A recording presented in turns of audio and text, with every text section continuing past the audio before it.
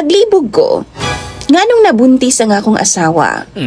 Bisa naga-kondomi, mataghigayon nga mag-ana-ana ming duha sa kama. Maayong adlaw kanimo DJ Sam ug sa imo mga viewers. Ako si Buboy. 38 anyos ko DJ Sam ug usa ka sales representative. Na ako dinhi nagtrabaho sa dakong kumpanya rapod dinhi sa amoang lugar. Nindot lang paminaw ng akong title no? Pero sa tinuod lang no, gamay ra jud kaayo nga akong sweldo. Pero igo ra man pud noon para sa gitukod nako nga gamay nga pamilya. Naana ko'y duha ka mga anak DJ Sam, mga gagmay pa. Puros mga lalaki.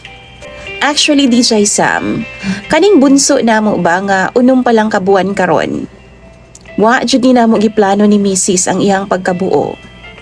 Wa pa gyud unta mi plano nga sundan ang among panganay. Kay kana laging lisod pa jud kaayo ang panahon karon. Mahal kayo mga palaliton. Mauna nga wa pa gyud unta mi plano nga magbuo na pod og another baby. Nagrenta lang mi DJ Sam. 4,000 ang bulan na sa among apartment nga girentahan. Sakto lang pod na isala gamay, kwarto, CR nga kaugalingon jud namo. Naapoy gamay nga kitchen. Hamugaway na gud para sa usa ka gamay nga pamilya DJ Sam sama namo. Human sa pagpanganak sa akong asawa nga tawgon na lang nato sa pangalang Chacha. Ga-control gid mi DJ Sam.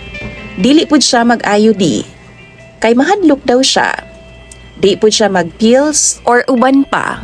Kay mahadlok daw siya sa posibleng complications. Mao to, ako na lang ang nag-adjust DJ Sam. Ako na ang nagasuot og sako. Nagasuot og medyas, kung sabay tawag ninyo ana, basta ga-condom ko DJ Sam. Plano namo DJ Sam. Saka na namo sundan ang among anak kung makapalit na mi gyuta. Makatukod na mi bisan gamay lang gyud nga balay DJ Sam basta matawag lang gyud nga amua.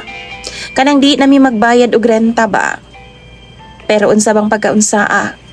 Nga wa pa gani upat ka tuig ang among anak. Nabuntis naman ang akong asawa. Lipay kay siya ni adto nga time. Pero ako, murag na lipay nga murag naguol.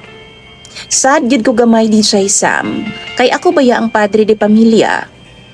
Naglibog pa ko kung unsaon pagtaguyod nila nga madungagan na pud og usa. Unsaon na lang ang plano namo nga magkabalay. Pero kay baw ko, God will provide. Basta maningkamot lang jud ta. Mao gisalig na lang nako sa kaytas-an ang tanan. Gisabayan na lang pod nakog paningkamot DJ Sam. Tuod man, gapa-check up mi sa ako ang asawa. Ginasabayan jud nako na siya DJ Sam. Pero tunga-tunga sa iyang pregnancy. Di naman siya magpauban nako kay sayang daw ang adlaw nga di nako dutihan. Okay ra man gud unta ba kay salesman man ko? Pasabot, naa sa gawas jud ang akong trabaho DJ Sam. Sa gawas gid ko makita. Pero di manggo daw siya gusto nga mahago ko. Mong okay ra gyud nga siya na lang daw ang bahala. Hangtod nakapanganak na lang ang akong asawa ug happy kaayo mi. Gusto unta namo ga babae DJ Sam pero lalaki man ang nilusot. Aw, salamat gihapon sa Ginoo. Basta healthy lang jud. Mas didako pa nga akong gasto DJ Sam kay di man ganahan magpa-breastfeed ang akong asawa. Sakit na daw kayo ang yang atngal. Tapos makalosyang pa daw. Gipasagdan na lang pod nako siya DJ Sam. Nagamit na jud nako ang among tinigom. Niingon raman pod ang akong asawa nga ganahan ra pod daw siya sa among girentahan karon. Kay hamugaway na daw.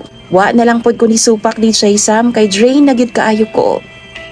Dili na nako i-stress pa mga bagay-bagay. Puhon kaloy-an ra mis Ginoo. Makuha ra namo ang among ginapangandoy o ginaampo sa iyaha. Usa ka adlaw niya na DJ Sam. Sayo kong nag-uli gikan sa trabaho. Nag-chat man ang akong asawa nga mag-grocery daw siya. 4:00 sa hapon, out na ko sa trabaho. Pero pag abot na ako sa balay DJ Sam, nisugat dayon ang akong kamagwangang anak. Pero wala ang akong asawa, nakalakaw na daw. Pero ang guard nga nagpuyo next door sa amo DJ Sam, nagkugos sa akong bunso nga anak. Perti gid akong kurata DJ Sam o kulbaa. Nalain gud ang akong timpla. Nalain siya nga akong naong DJ Sam ug ako dahil siyang gipangutana nganong naa siya didto sa amua. Gets po yata niya nga akong emosyon, DJ Sam. Maong ni-explain dayon siya nga namalihog lang daw ang iyang asawa sa iyaha. Nga ipatanaw-tanaw og paminaw daw sa mga bata kay mag-grocery lang daw siya kadali. Nalain ko DJ Sam, pero what if tinuod ay ang iyang giingon? Nitabang lang gid ay siya sa amua. Nahadlok daw siya DJ Sam nga mahug daw ang bata sa duyan. Nadungga naman gud daw niya nga nihilak na daw ang puya. Maong iyahan na lang daw gisulod ang among balay, tapos gikugos daw niya ang bata. Pag-abot na ako DJ Sam, naaraman noon siya sa tugkara nagkugos akong anak DJ Sam. Wa siya misud sa balay. Nagpasalamat ko sa iyaha, human ako gikuha ang akong anak. Bisan tuod, nagsuad ang akong ginhawa sa iyaha DJ Sam.